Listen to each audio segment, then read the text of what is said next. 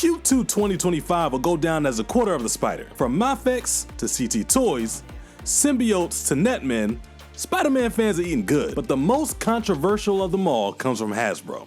So with all the noise surrounding him, does he live up to the hype? Is this the best Spider-Man Hasbro's ever made?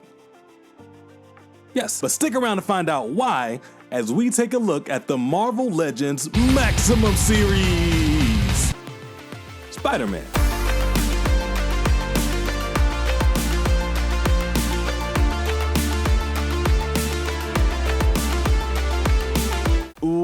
What's going on, folks? Kinda Collecting here. Welcome back to the channel. Now, if this is your first video, again, welcome. And if you've been here before, you know the drill. So what up, oos?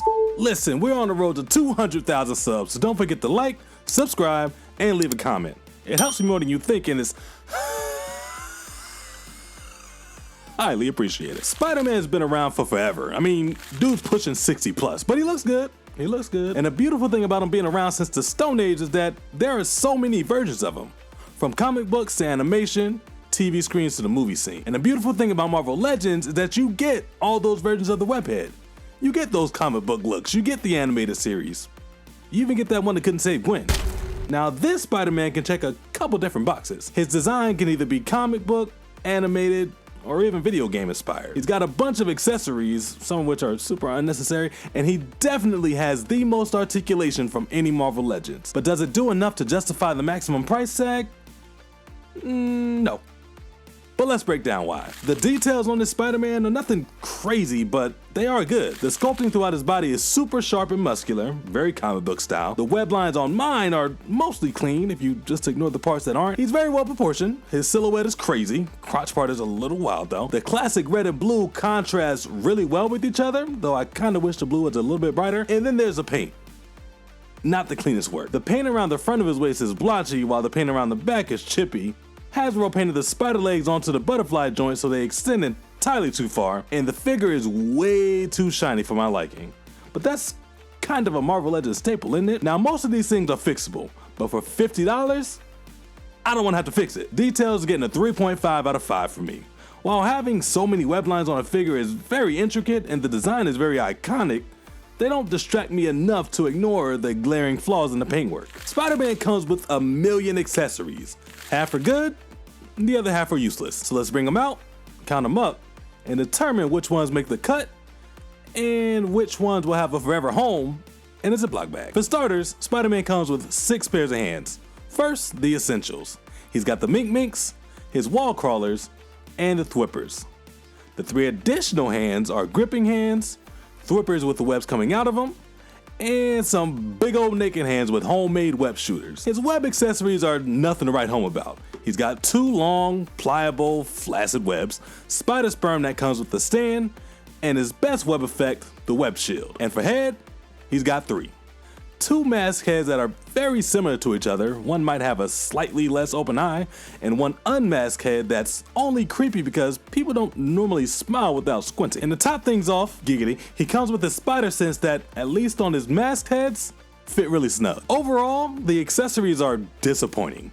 A 3 out of 5 from me. Realistically, Spider-Man should have had 2 different style masked heads that represent different artists, spider webs that can hold their position, maybe a camera, a newspaper, and an unmasked mask. Things that are specific to Spider-Man, but could also be universal. Hasbro's been doing a great job recently with accessories. I had 0 interest in Warlock and Emo Spidey, but I ordered both of them just for the Infinity Gauntlet and that Venom piece. And that's what's missing here. Yeah, there's a lot of accessories, but not enough of them are just fun. Now, fresh out the box, the articulation on Maximum Spider-Man is amazing. And good thing too, because that was kind of a key talking point in his announcement. The head and new neck articulation allow for full range of motion, so he can swivel, rotate, tilt, look up really well, and down really well too. Arms can hit a good T-pose, I expected more though. There's rotation at the shoulder, bicep swivel, double jointed elbows, forearm swivel, which makes sense because they're removable, and full hand articulation. Butterfly joints go forward really well, and backwards a good amount too. Surprisingly, a lot of legends struggle with those backward butterflies. The torso articulation allow him to swivel and tilt, and the ab crunch allow him to move forward that much And drop down hips allow his legs to split that wide, kick forward an insane amount, and backwards too. There's swivel at the thigh, double jointed knees, boot swivel, and full articulation at the foot. Look at that. Articulation gets a 4.5 out of 5.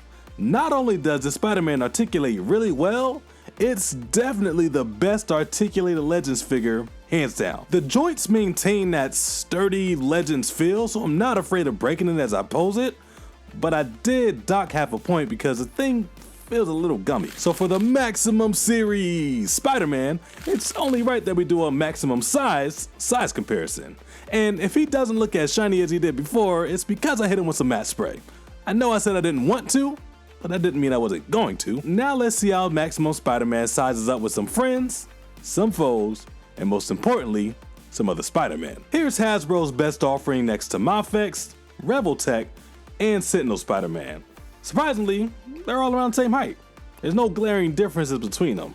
Now, maybe one day Figure Arts will get around to making comic book figures too, and hopefully they're not as big as that Peter B that they made. Here's Maximum Spidey next to a few of the minimum Legends that came before him. And I like how half of them share the exact same bodies, but they all look completely different. Here's Spider-Man next to some foes with the Legends Venom and Kingpin.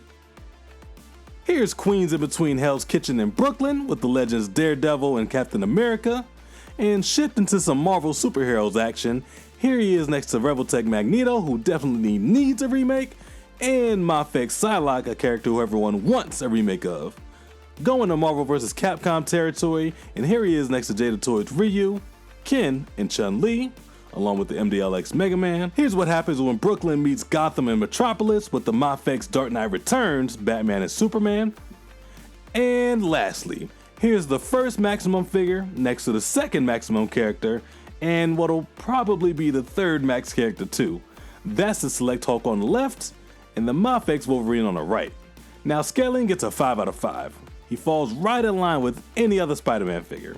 He's not overly tall, or noticeably short. Now Hasbro didn't have to do too much to pass that test, and they didn't fail. Now Hasbro may have already shot themselves in the foot with the Maximum series with the announcement and reuse of that Hulk, but at least with their initial release, they can make a claim for one of the best Spider-Man action figures to date.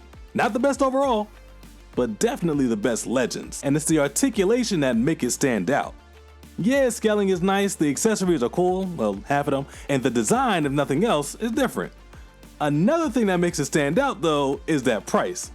$50 for a human-sized Marvel Legends is a hell of a leap in logic to me. A normal fully decked out Spider-Man has one extra head, 2 extra pairs of hands, and maybe a web effect, all for $24.99. So the impression that I get is that one Spidey sense, 3 extra pairs of hands, 3 lackluster web effects, and 1 nice web shield is the equivalent of a whole other figure. No. Pricing gets a 2 out of 5. Now prices on everything everywhere are going up, but a 100% price increase for some extra Ziploc accessories is not it. That'll put the overall score at a 3.6. Yep, can't argue the math with that one. The figure itself is not bad. It's actually really good. The best Marvel Legends Spider-Man ever made. But when the price is that high and the paint and accessories are that spotty, and the price is that high, that's the result. Now, I'd be a fool to believe that this is the last time we're ever going to see Hasbro use this body. And a Black Panther, Daredevil, or even a Deadpool with the same scheme is going to go crazy. Heck, the repaints of this guy are going to be phenomenal. But there's also no doubt in my mind that those guys won't set me back half a C note. People still use that term, but only time will tell. Until next time, consider becoming a channel member. We got some pretty good stuff over there. And don't forget to protect your peace, stay young at heart, and remember, we're all kind of collecting something. Peace.